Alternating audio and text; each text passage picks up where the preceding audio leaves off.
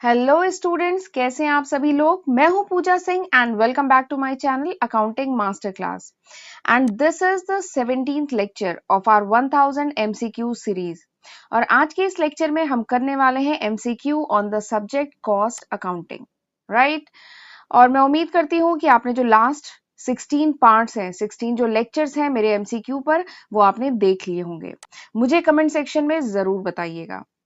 आप लोगों के मैसेजेस और कमेंट्स पढ़कर मुझे बहुत अच्छा लगता है। इवन अब तो ऐसा हो गया है कि मैं फेसबुक और इंस्टा के मैसेज बाद में देखती हूँ, या एक दो दिन हो जाते हैं नहीं भी देख पाती हूँ, बट यूट्यूब के जो कमेंट्स हैं, जो मैसेजेस आते हैं, वो मैं जरूर देखती हूँ और रिप्लाई भी करने की कोशिश करती हूँ। Thank you so much. Thank you so much for all your support and love to my channel. तो चलिए फिर हम आज का लेक्चर स्टार्ट करते हैं।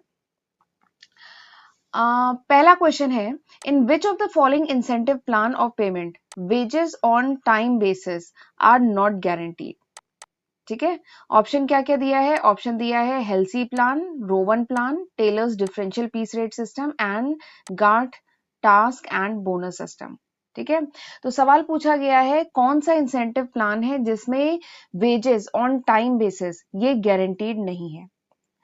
तो सबसे पहले तो बता देती हूँ कि इंसेंटिव प्लान पे मैंने एक सेपरेट वीडियो बनाई है जिसमें मैंने ये सारे ही जो इंसेंटिव प्लान्स हैं, Halsey plan, Rowan premium plan, Taylor's plan, ये सब मैंने डिटेल में डिस्कस किया है। तो आप एक बार वो वीडियो भी रेफर कर सकते हैं इस लेक्चर के बाद। ठीक है, अगर आपको डिटेल में जानना है इस टॉपिक को तो वहां पर मैंने बताया था कि ये जो हेल्सी प्लान है, ठीक है, ये जो हेल्सी प्लान है, ये जो रोवन प्लान है, इसमें क्या होता है, हमने पढ़ा था there is a guaranteed minimum wages. इसमें गारंटीड मिनिमम वेजेस वर्कर को पे की जाती है, plus worker will get the bonus. Worker को बोनस भी दिया जाता है if the task is finish before the determined standard time. अगर वर्कर टास्क को फिनिश करता है स्टैंडर्ड टाइम से कम समय में, ठीक है, जो भी स्टैंडर्ड टाइम डिसाइड किया गया है उससे कम समय में अगर वर्कर टास्क को फिनिश करता है then the worker will get the bonus. ठीक है, apart from the guaranteed wages. Guarantee wage तो मिलेगी ही टाइम बेसिस पे, उसके अलावा इसे बोनस मिलेगा। और वहां पे फिर हमने डिफरेंशियल, ये जो piece rate, Taylor's differential piece rate है, उसके बारे में भी पढ़ा था। वहां पे मैंने बताया था कि डिफरेंशियल पीस रेट सिस्टम में क्या होता है, डिफरेंट रेट्स आर यूज्ड। ये नाम क्या है, डिफरेंशियल ना, तो वहीं से बना है different piece rates are use. यहाँ पर डिफरेंट पीस रेट यूज किए जाते हैं। लो पीस रेट दिया जाता है उन वर्कर को जो लो प्रोडक्शन करते हैं, और हाई पीस रेट दिया जाता है उन वर्कर को जो हाई प्रोडक्शन करते हैं। ठीक है, तो बेसिकली जो इफिशिएंट वर्कर हैं, ठीक है, इफिशिएंट वर्कर हैं उन्हें हाई रेट से पेमेंट होता है, और जो इनएफिशिएंट वर्कर है उनको क्या होता है, लो रेट से पेमेंट होता है। ठीक है, तो यहाँ पे there is a no guaranteed wages on time basis, कोई गारंटी वेज नहीं होती है। लेकिन ये जो Gantt task and bonus system है, यहाँ पे मैंने बताया था, यहाँ पे वेजेस पहले टाइम बेसिस पे दिया जाता है। Wages for the time basis is fix, plus यहाँ पे भी बोनस दिया जाता है but as a fix percentage of wages earn. Worker जो भी वेजेस अर्न करता है उसका एक सर्टेन फिक्स परसेंट जो है उसको बोनस के फॉर्म में दिया जाता है। ठीक है, यहाँ पे भी गारंटीड मिनिमम वेजेस होती है, ठीक है, टाइम बेसिस पे। तो यानी हमें ऑप्शन समझ में आ गया कि हमारा आंसर क्या है। हमारा आंसर है option C. Taylor differential piece rate system में wages on time basis is not guaranteed, यहाँ पे वेजेस गारंटीड नहीं होती है। जबकि हेल्सी, रोवन और Gantt task and bonus system में there is a guaranteed minimum wages, right. चलिए अगला क्वेश्चन देखते हैं। Under the high wage plan, high wage plan में the worker is paid at a time rate higher than the usual rate according to his efficiency at a double rate of overtime, normal wage plus bonus। ठीक, तो question क्या है, जो high wage plan है वहां पे worker को कैसे पेमेंट किया जाता है। तो जो हाई वेज प्लान है वहां पे वर्कर को कैसे पेमेंट किया जाता है, at a time rate higher than the usual rate. वहां पे जो वर्कर है उसको किस रेट से पेमेंट किया जाता है, वो रेट जो यूजुअल रेट से हायर हो। ठीक है, हाई वेज प्लान में इस तरीके से पेमेंट होता है। वहां पे कोई भी इफिशिएंसी के बेसिस पे या ओवर टाइम डबल कर दे ऐसा, या नॉर्मल वेजेस प्लस बोनस, ऐसा नहीं पेमेंट किया जाता है। हाई वेज प्लान में जो रेट होता है that is higher than the usual rate, right. चलिए अब अगला क्वेश्चन देखते हैं। When overtime is required, जब ओवर टाइम की जरूरत हो for meeting the urgent order, urgent order को फुलफिल करने के लिए, कस्टमर का अर्जेंट ऑर्डर है, इसको फुलफिल करने के लिए अगर ओवर टाइम रिक्वायर्ड हो तो overtime premium should be charge to costing PL account, charge to overhead cost, charge to respective job, या इसे इग्नोर कर देंगे। ठीक है, तो ये 4 ऑप्शन है। क्वेश्चन समझ में आया? अगर कस्टमर की रिक्वायरमेंट को फुलफिल करने के लिए ओवर टाइम देना पड़ रहा है तो ये जो ओवर टाइम का खर्चा है, ओवर टाइम का प्रीमियम है, इसे कैसा इसका अकाउंटिंग ट्रीटमेंट होगा, इसे कहाँ पे चार्ज करेंगे। ठीक, दिस इज द क्वेश्चन। तो सबसे पहले मैं थोड़ा सा ओवर टाइम बता देती हूँ। ओवर टाइम क्या होता है? वर्कर को कभी कभार वर्क करना पड़ता है for extra time over and above the normal hour of work. Normal time से एक्स्ट्रा टाइम वर्कर को कभी कभार पे करना पड़ता है, नॉट पे करना पड़ता है, काम करना पड़ता है, एक्स्ट्रा काम करना पड़ता है, एक्स्ट्रा टाइम देना पड़ता है नॉर्मल आवर से ज्यादा, तो उसी को हम ओवर टाइम कहते हैं। अब इस ओवर टाइम का इम्पैक्ट क्या पड़ता है? ओवर टाइम से क्या होता है? कॉस्ट ऑफ प्रोडक्शन इंक्रीज हो जाती है। ठीक है, ओवर टाइम से क्या होगा? कॉस्ट ऑफ प्रोडक्शन इंक्रीज हो जाएगी, क्योंकि यहाँ पे ओवर टाइम वर्कर को पे करना पड़ रहा है। ठीक है, तो हमने जब ओवर टाइम के बारे में पढ़ा था तो मैंने वहां पे बताया था कि ओवर टाइम वेजेस अगर पे की जा रही है with the intention to increase the output, overtime अगर पे किया जा रहा है आउटपुट को इंक्रीज करने के लिए, अर्जेंट कस्टमर की रिक्वायरमेंट है उसको फुलफिल करने के लिए अगर ओवर टाइम पे करना पड़ा है, तो उस केस में जो कॉस्ट ऑफ ओवरहेड है इसको ट्रीट किया जाता है as a work overhead charge. ठीक है, कस्टमर की रिक्वायरमेंट को फुलफिल करने के लिए, आउटपुट बढ़ाने के लिए अगर ओवर टाइम पे करना पड़े तो उसे चार्ज किया जाता है as a work overhead cost. ठीक है, बट इसी में एक और इंफॉर्मेशन आपको देती हूँ, but if the payment of overtime necessitate by abnormal factor, यानी अगर ओवर टाइम पे करना पड़े because of some abnormal factor. Abnormal factor मतलब कुछ मशीनरी ब्रेकडाउन हो जाए, ठीक है, कुछ एबनॉर्मल आइडल टाइम हो जाए, ठीक है, तो उसके कारण अगर ओवर टाइम पे करना पड़ता है तो इस खर्चे को कहाँ चार्ज किया जाता है? इस खर्चे को चार्ज किया जाता है to PL account, cost PL account. ठीक है, इस खर्चे को हम, इस एबनॉर्मल खर्चे को हम कॉस्ट पीएल अकाउंट में चार्ज करते हैं। ठीक, तो अब आप खुद इसका आंसर कर सकते हैं, बताइए कौन सा ऑप्शन सही होगा?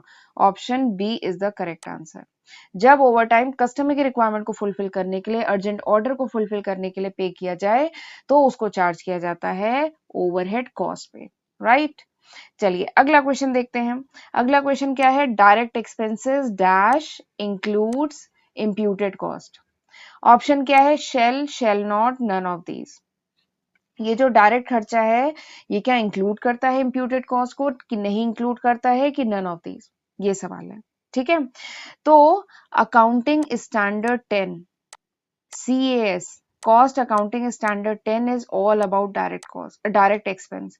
ये जो कॉस्ट अकाउंटिंग स्टैंडर्ड 10 है, इस ये अकाउंटिंग स्टैंडर्ड में पूरा डिटेल में बताया गया है कि डायरेक्ट एक्सपेंस होते क्या हैं, कौन कौन से आइटम्स होते हैं जिन्हें डायरेक्ट एक्सपेंस में इंक्लूड करते हैं, किनको नहीं इंक्लूड करते हैं, पूरा डिटेल में दिया है।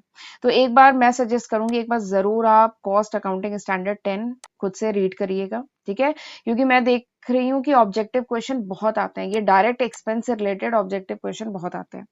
ठीक है, तो चलिए इसका मैं बताती हूँ। तो डायरेक्ट एक्सपेंस सबसे पहले तो होता क्या है? तो डायरेक्ट एक्सपेंस वो खर्चा होता है जो डायरेक्टली लिंक होता है विद द प्रोडक्शन, प्रोडक्शन से डायरेक्टली जो रिलेटेड होता है खर्चा, और जो डायरेक्ट मटेरियल का खर्चा ना हो, जो डायरेक्ट लेबर का खर्चा ना हो।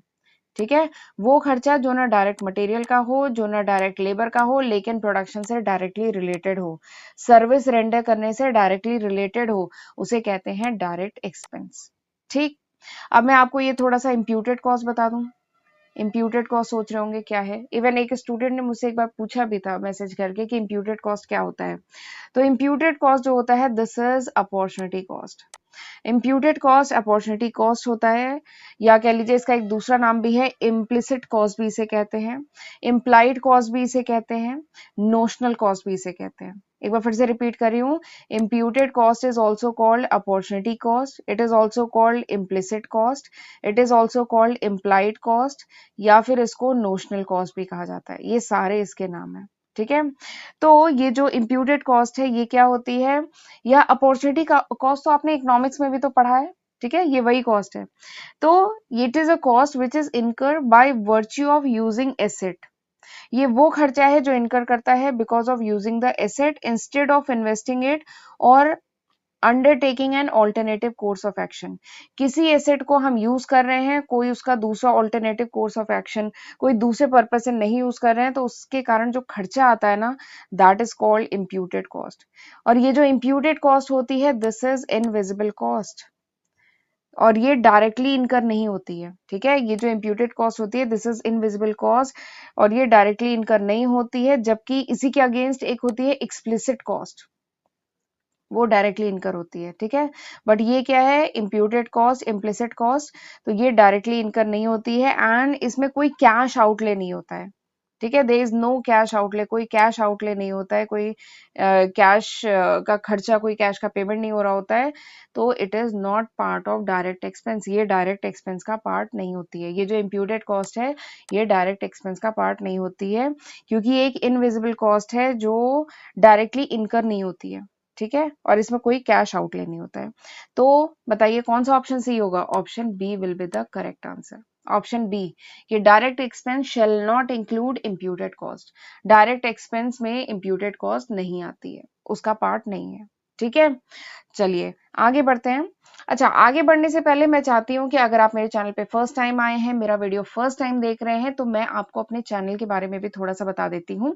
मेरे चैनल पे आपको financial accounting, cost accounting, management accounting, financial management, इन सारे ही सब्जेक्ट की सीक्वेंस में लेक्चर वीडियो सीरीज मिलती है, जिसको मैंने बहुत डिटेल में विद नोट्स एंड न्यूमेरिकल पढ़ाया है। तो इस अपॉर्चुनिटी का फायदा उठाइए, खुद भी पढ़िए, फ्रेंड्स को भी फॉरवर्ड करिए, और एक बार मेरे चैनल पे जाके प्लेलिस्ट जरूर चेक करिएगा। आप जिस भी टॉपिक पे वीडियो सर्च कर रहे हैं, उस पे शायद मैं वीडियो बना चुकी हूँ, और अगर नहीं मिले वीडियो तो मुझे बताइएगा कमेंट सेक्शन में, मैं उस टॉपिक पे वीडियो बना दूंगी।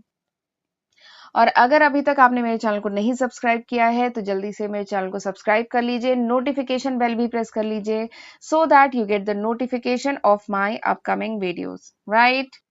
तो फिर चलिए आगे बढ़ते हैं, अगला क्वेश्चन देखते हैं। अगला क्वेश्चन क्या है? Wage sheet. अगला क्वेश्चन क्या है? Wage sheet is prepared by, wage sheet कौन बनाता है? ठीक है, timekeeping department, personnel department, payroll department, engineering department. ठीक है, तो मैं जरा इन सारे ही डिपार्टमेंट के बारे में थोड़ी बातें बता देती हूँ, आप ये आंसर जो है खुद ही कर लेंगे। टाइम कीपिंग डिपार्टमेंट का क्या काम होता है? टाइम कीपिंग डिपार्टमेंट जो है, it keeps the record of in and out time of worker in factory. Worker जो भी फैक्ट्री में आ रहे हैं, वो किस समय आ रहे हैं, उनका इन टाइम क्या है, आउट टाइम क्या है, इसका रिकॉर्ड रखना होता है टाइम कीपिंग डिपार्टमेंट को। ठीक है, और पर्सनल डिपार्टमेंट क्या करता है? Personnel department keeps the record of all the workers, all the employ, जितने भी एम्प्लॉय होते हैं उनका रिकॉर्ड रखना, रिक्रूटमेंट करना, ट्रेनिंग देना, ये सारा काम होता है पर्सनल डिपार्टमेंट का। इंजीनियरिंग डिपार्टमेंट क्या करता है? हमने पढ़ा था ना लास्ट लेक्चर में, टाइम एंड मोशन स्टडी मैंने बताया था। तो टाइम एंड मोशन स्टडी करना, जॉब एनालिसिस करना, प्रोडक्शन प्लानिंग करना, ये सब काम किसका है? इंजीनियरिंग डिपार्टमेंट का। ठीक है, और वेज शीट बनाना, ये सब काम होता है पेरोल डिपार्टमेंट का। वेज शीट बनाना, and payroll department is responsible for the payment of wages. Wages के पेमेंट के लिए कौन रिस्पॉन्सिबल होता है? Payroll department. और ये जो वेज शीट बनाने का काम किसका होता है? पेरोल डिपार्टमेंट का। ठीक है, तो option C is the correct answer. चलिए अगला क्वेश्चन देखते हैं। Labour turnover is measured by, labour turnover कैसे मेजर करते हैं? Number of worker replace, average number of worker, number of worker left, number in the beginning plus number at the end, number of worker joining, number in the beginning of the period, all of these. ठीक है, तो labour turnover पे भी मैंने separate video बनाई हुई है, सारे मेथड जो लेबर टर्नओवर को कैलकुलेट करने के लिए यूज करते हैं उन पे मैंने डिटेल में डिस्कस किया है, न्यूमेरिकल कराया है। तो आपको डिटेल चाहिए तो एक बार वो वीडियो देख सकते हैं। तो लेबर टर्नओवर मैंने बताया था, लेबर टर्नओवर क्या होता है? It is the rate of displacement of personnel employed in an organisation. जो भी एम्प्लॉय, जो भी लेबर ऑर्गेनाइजेशन में एम्प्लॉय हैं, उनका रेट ऑफ डिस्प्लेसमेंट क्या है, किस रेट से वो डिस्प्लेस हो रहे हैं। ठीक है, ड्यू टू, कारण बहुत सारे हो सकते हैं, ड्यू टू रेजिग्नेशन, क्योंकि वो शायद रिजाइन करके जा रहे हैं, या ड्यू टू रिटायरमेंट, वो रिटायर हो रहे हैं, या रिट्रेंचमेंट।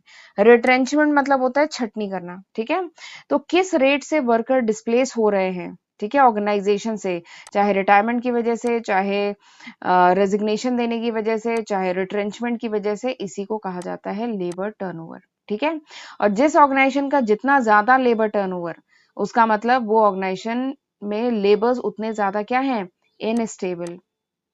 ठीक है, वर्कर क्या है, इनस्टेबल है, वो जल्दी जल्दी ऑर्गेनाइजेशन चेंज कर रहे हैं।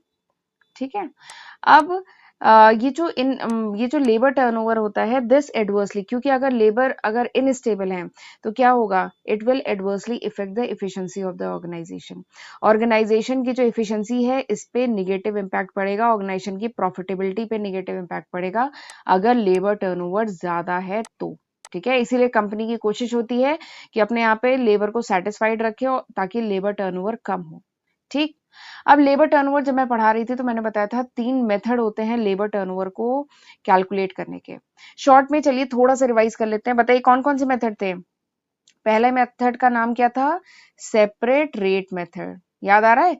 दूसरे मेथड का नाम क्या था? Replacement method. तीसरे मेथड का नाम क्या था? Flux rate method. ठीक है, तो ये 3 मेथड्स थे जिनकी मदद से हम लोग लेबर टर्नओवर कैलकुलेट कर सकते हैं। ठीक, चलिए मैंने लेबर टर्नओवर के बारे में काफी कुछ बता दिया। अब जरा मुझे आप, मैंने लेबर टर्नओवर भी बता दिया, मेथड्स भी बता दिए, इम्पैक्ट भी बता दिया। अब मुझे बताइए विच one is the option, option कौन सा सही है? तो option A is the correct answer. Labour turnover क्या है? Number of worker replaced average number of worker. तो लेबर टर्नओवर है कि कितने वर्कर रिप्लेस होते हैं divided by average number of worker, this is labour turnover. या दूसरे शब्दों में क्या लीजिए, rate of displacement of worker, किस रेट से वर्कर डिस्प्लेस हो रहे हैं ऑर्गेनाइजेशन से, this is labour turnover. Right, चलिए आगे बढ़ते हैं, अगला क्वेश्चन देखते हैं। एग्जाम्पल ऑफ डायरेक्ट एक्सपेंस, मैं कह रही थी ना डायरेक्ट एक्सपेंस पे बहुत क्वेश्चन आते हैं, तो इसीलिए एक बार कॉस्ट अकाउंटिंग स्टैंडर्ड 10 अलग से जरूर पढ़ लीजिएगा। कॉस्ट अकाउंटिंग स्टैंडर्ड 10 जो है अलग से एक बार पढ़िएगा जरूर, क्योंकि it is related with direct expense और इस पे बहुत क्वेश्चन पूछे जाते हैं। ठीक है, तो example of direct expense is, direct expense का एग्जाम्पल बताइए, rent, royalty charge on production, bonus to employ, none of these. ठीक है, तो सबसे पहले जो रेंट है it is an indirect cost, ये जो रेंट है ये क्या है, इनडायरेक्ट कॉस्ट है, हमने पढ़ा था ना। और जो बोनस है वो क्या है, वो है इनडायरेक्ट कॉस्ट, यानी ये और ये तो होंगे ही नहीं।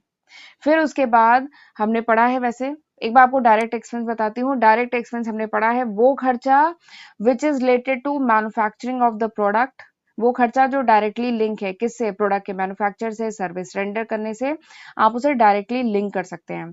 और जो डायरेक्ट मटेरियल और डायरेक्ट लेबर का खर्चा ना हो उसको हम कहते हैं डायरेक्ट एक्सपेंस। तो हमने पढ़ा था जो भी रॉयल्टी पे की जाती है, जो भी रॉयल्टी पे की जाती है, चाहे किसी कोलैबोरेटर को या टेक्नोलॉजी सप्लायर को, ठीक है, किसी ने टेक्नोलॉजी सप्लाई की या किसी से हमने कोलैबोरेट किया, तो जो भी रॉयल्टी पे की जाती है, अग्रीमेंट जो भी होता है उसके तहत जो भी रॉयल्टी पे की जाती है, तो रॉयल्टी अगर सेल्स या प्रोडक्शन के बेसिस पे की जाए तो it is treated as direct expense, इसको डायरेक्ट एक्सपेंस की तरह ट्रीट किया जाता है, ये डायरेक्ट एक्सपेंस होता है। ठीक है, ये हमने पढ़ा था ना, जो भी रॉयल्टी पे की जाती है it is a direct expense. तो यहाँ पे आंसर क्या होगा बताइए, आंसर होगा option B, it is a direct expense.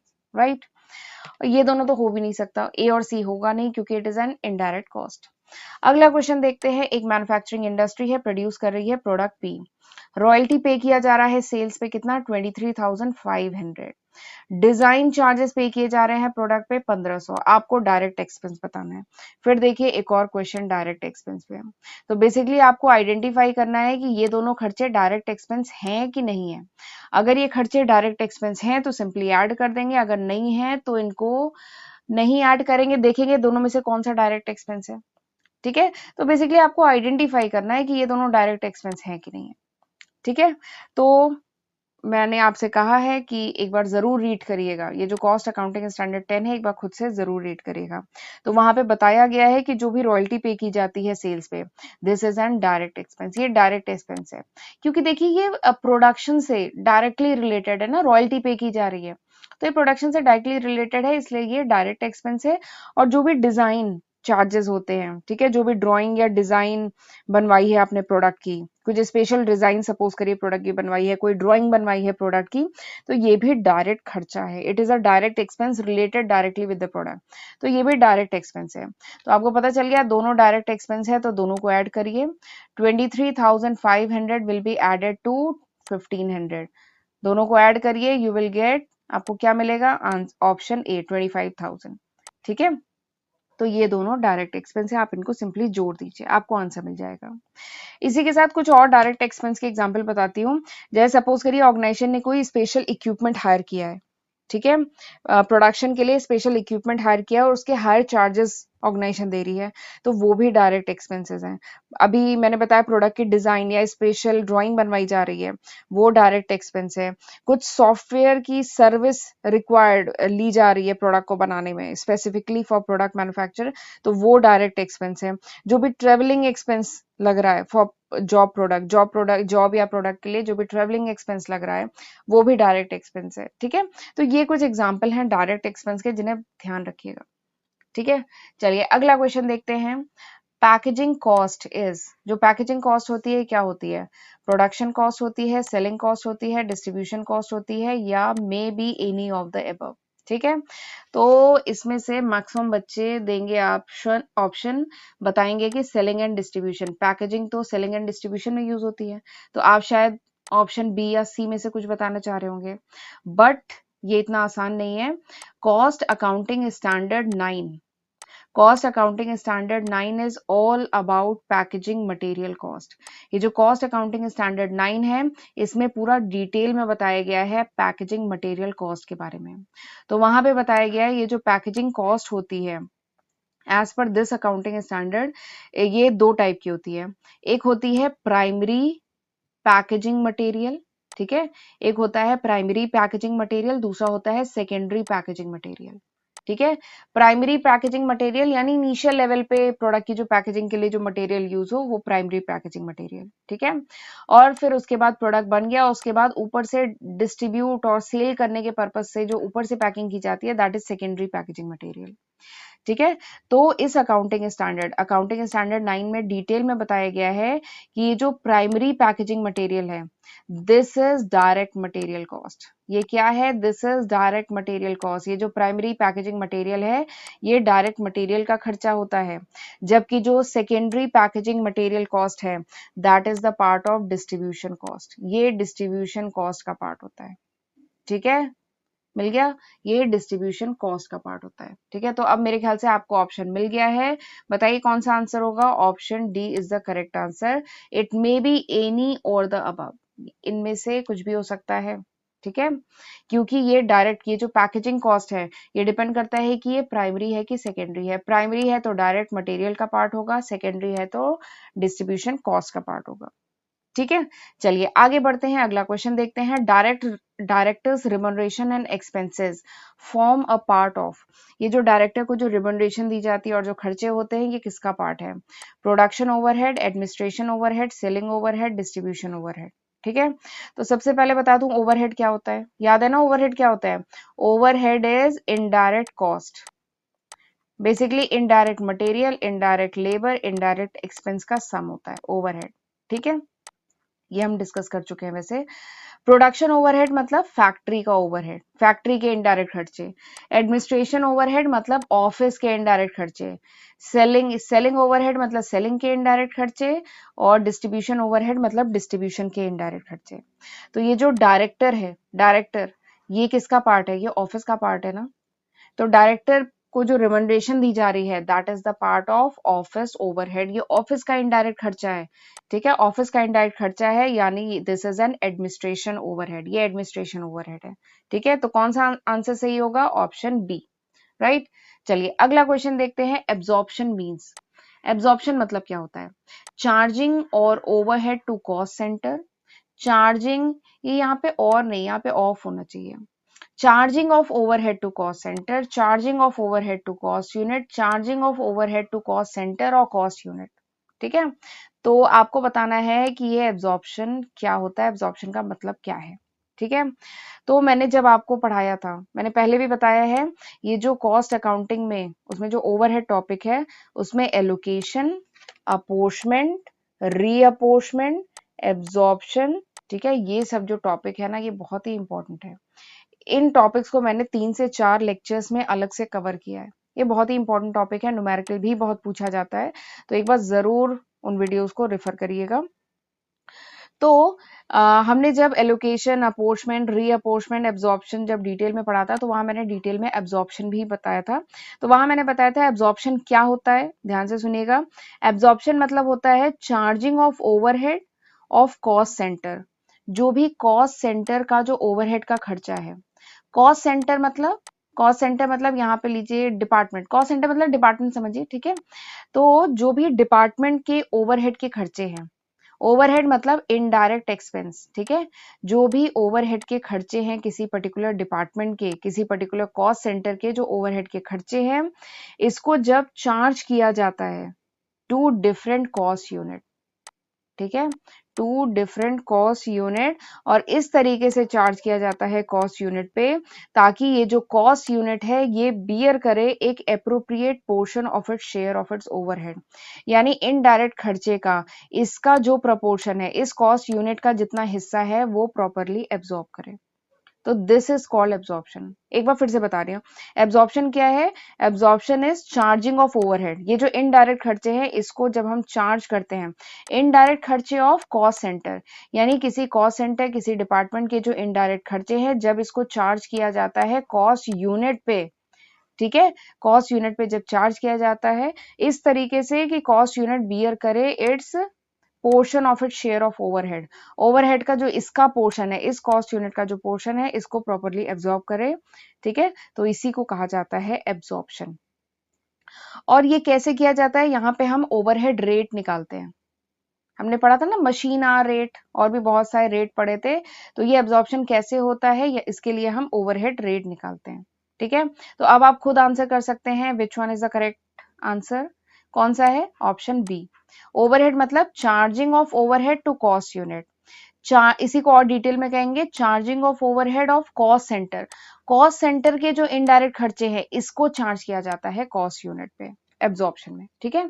तो option B is the correct answer. अगला क्वेश्चन देखते हैं।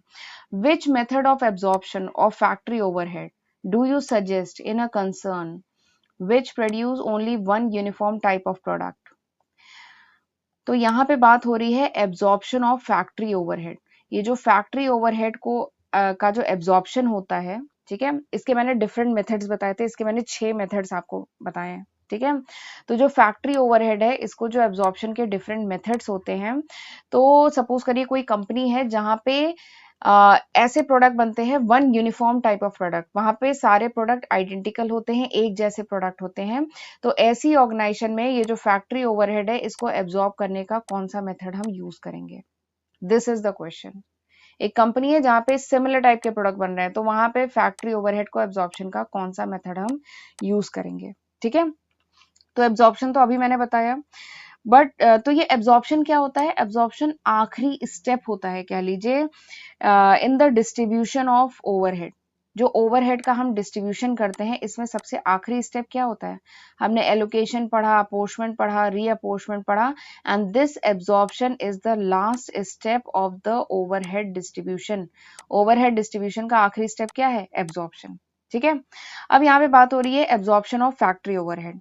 तो एब्जॉर्प्शन ऑफ फैक्ट्री ओवरहेड मतलब फैक्ट्री ओवरहेड को चार्ज करना है, factory overhead of particular production department. कोई पर्टिकुलर प्रोडक्शन डिपार्टमेंट है, उसका जो भी फैक्ट्री ओवरहेड है उसको चार्ज किया जाता है टू वेरियस प्रोडक्ट्स मैन्युफैक्चर, ठीक है। एब्जॉर्प्शन ऑफ फैक्ट्री ओवरहेड का क्या मतलब है कि फैक्ट्री के जो इनडायरेक्ट खर्चे हैं उनको चार्ज किया जाता है टू वेरियस प्रोडक्ट्स मैन्युफैक्चर। जितने भी प्रोडक्ट इस फैक्ट्री में, इस डिपार्टमेंट में बन रहे हैं, इन पर चार्ज करना, ठीक है। This is called absorption of factory overhead. हमने 6 मेथड्स पढ़े थे, मैंने आपको बताया था ना, 6 मेथड्स पढ़े थे।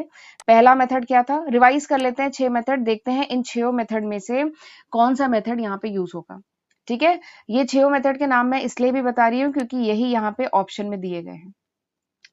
पहला मेथड हमने क्या पढ़ा था? पहला मेथड हमने पढ़ा था direct material cost percentage rate. नाम थोड़े बड़े बड़े हैं, ठीक है। पहला मेथड क्या था? Direct material cost percentage rate. दूसरा मेथड क्या पढ़ा था हमने? Direct labour cost percentage rate, ठीक है, दूसरा मेथड पढ़ा था। तीसरा मेथड हमने क्या पढ़ा था? तीसरा पढ़ा था प्राइम कॉस्ट परसेंटेज रेट, ये था तीसरा मेथड, ठीक है। चौथा मेथड क्या पढ़ा था? डायरेक्ट लेबर क्या नाम था, याद करिए, डायरेक्ट लेबर आर रेट।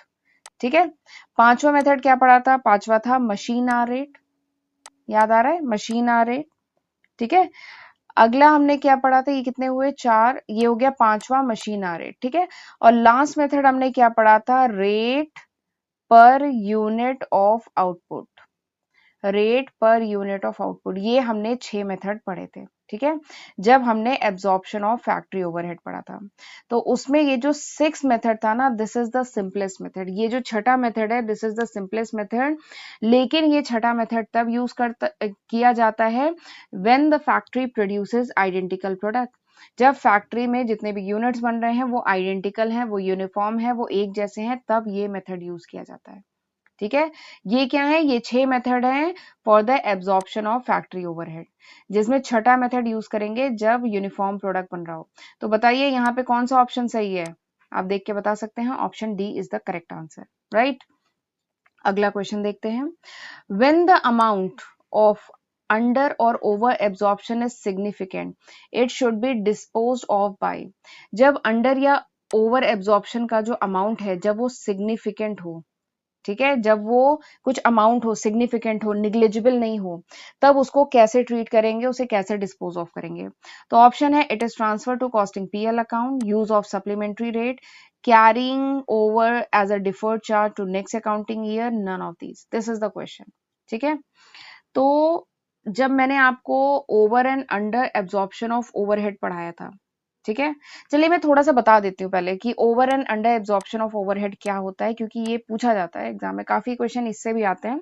तो चलिए थोड़ा सा शॉर्ट में बताती हूँ, फिर आप आंसर खुद कर लेंगे।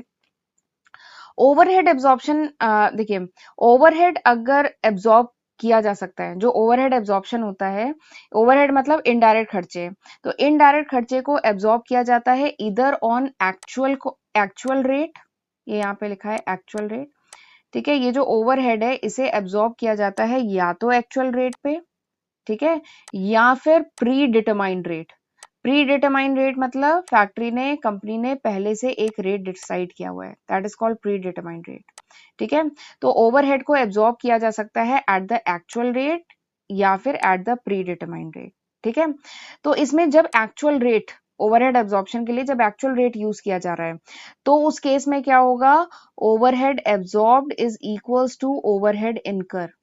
ठीक है, जितना ओवरहेड इनकर हुआ है उतना ही ओवरहेड एब्जॉर्ब होगा, तब तो कोई प्रॉब्लम ही नहीं है, तब कोई अंडर एब्जॉर्प्शन ऑफ ओवरहेड या ओवर एब्जॉर्प्शन का कोई केस नहीं होगा, क्योंकि यहाँ पे जितना ओवरहेड एब्जॉर्ब हो रहा है उतना ही ओवरहेड इनकर हुआ है, जितना हुआ है उतना ही एब्जॉर्ब हो रहा है, अगर एक्चुअल रेट यूज किया जा रहा है तो। ठीक है, लेकिन जब प्री डिटरमाइंड रेट, अगर कोई company pre determined rate use कर रही है ओवरहेड को एब्जॉर्ब करने में, तो उस केस में क्या होगा, overhead absorb may not be equal to overhead incurred.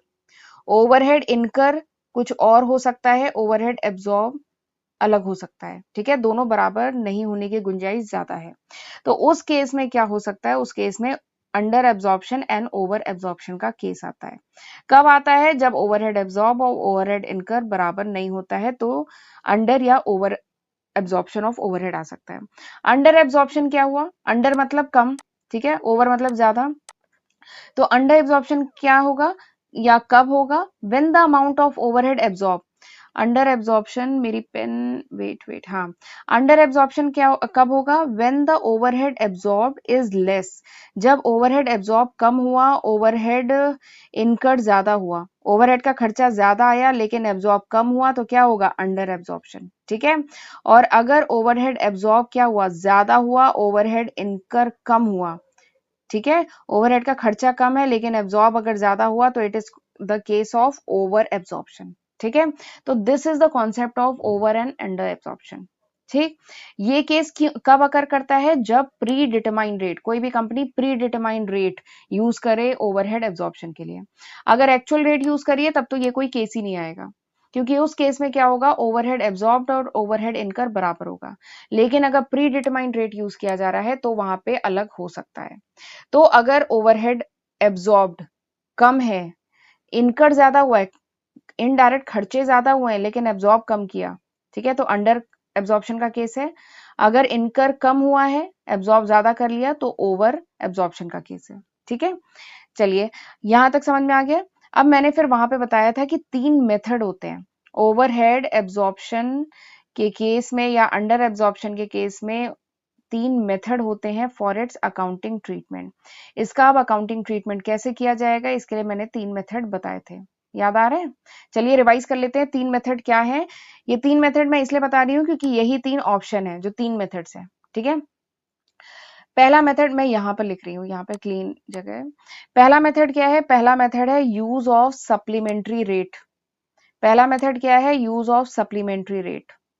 This is the first method. ये मेथड कब यूज किया जाता है? जब ओवर या अंडर एब्जॉर्प्शन का जो अमाउंट है व्हेन इट इज सिग्निफिकेंट, जब ये अमाउंट सिग्निफिकेंट होता है तो सप्लीमेंट्री रेट मेथड यूज किया जाता है। ठीक है, ये पहला मेथड है। दूसरा मेथड क्या है? Writing off to costing PL account. दूसरा मेथड क्या है? Writing off to costing PL account. ठीक है, this is the second method. ये मेथड कब यूज किया जाता है? When the over and under absorption का जो अमाउंट है व्हेन इट इज नेग्लिजिबल। जब ये नेग्लिजिबल है तो ये मेथड यूज करते हैं। ठीक है, तीसरा मेथड का नाम क्या था? नाम नहीं, तीसरे मेथड में हम क्या करते थे? Carry over to next year. तीसरे मेथड में हम कैरी ओवर करते थे नेक्स्ट ईयर पे, इस खर्चे को कैरी ओवर करते थे नेक्स्ट ईयर पे। ये बेसिकली वहां पे यूज किया जाता है उन कंपनीज में जिनकी बिजनेस साइकिल 1 साल से ज्यादा ड्यूरेशन की हो, ये वहां पे यूज किया जाता है। ठीक है, तो ये है 3 मेथड। तो अब आप खुद ही आंसर कर सकते हैं कि यहाँ पे विच मेथड इज यूज। मैंने बताया ना, ओवर एंड अंडर एब्जॉर्प्शन अगर सिग्निफिकेंट है तो मेथड 1 यूज करेंगे, अगर निग्लिजिबल है तो मेथड 2 यूज करेंगे, अगर बिजनेस साइकिल 1 साल से ज्यादा ड्यूरेशन की है तो मेथड 3 यूज करेंगे। तो बताइए यहाँ पे क्या आंसर होगा? यहाँ पे होगा option B is the correct answer, right. अगला क्वेश्चन देखते हैं। अगला क्वेश्चन है when the amount of overhead absorbed is less than the amount of overhead incur. ये आंसर तो आप खुद ही बता लेंगे क्योंकि अभी मैंने बताया, जब अमाउंट ऑफ ओवरहेड एब्जॉर्ब कम हुआ है, ठीक है, और ओवरहेड इनकर ज्यादा हुआ है और एब्जॉर्ब कम हुआ है, then it is a case of under absorption of overhead. ये अंडर एब्जॉर्प्शन का केस है। ठीक है, तो चलिए this was the last question of this lecture, और मैं उम्मीद करती हूँ कि आज जो कुछ भी मैंने पढ़ाया आपको अच्छे से समझ में आया होगा। एक बार रिवाइंड करके भी दोबारा देख सकते हैं अगर कोई कॉन्सेप्ट एक बार में क्लियर नहीं हुआ है तो। ठीक है, तो चलिए फिर मिलते हैं अगले लेक्चर में, तब तक अपना ध्यान रखिएगा। और अगर ये वीडियो पसंद आए, अगर आपके ये जो 30 मिनट अप्रोक्सीमेटली 30 मिनट का लेक्चर है ये, अगर इस समय आपने कुछ सीखा हो, कुछ नॉलेज गेन की हो और आपका समय नहीं वेस्ट हुआ हो, तो मेरे वीडियो को लाइक करना मत भूलिएगा। एक एक वीडियो बनाने में बहुत मेहनत लगती है, बहुत एफर्ट लगता है। ठीक है, तो चलिए फिर मिलते हैं अगले लेक्चर में, तब तक अपना ध्यान रखिए, पढ़ते रहिए, कुछ नया सीखते रहिए। Okay, God bless you.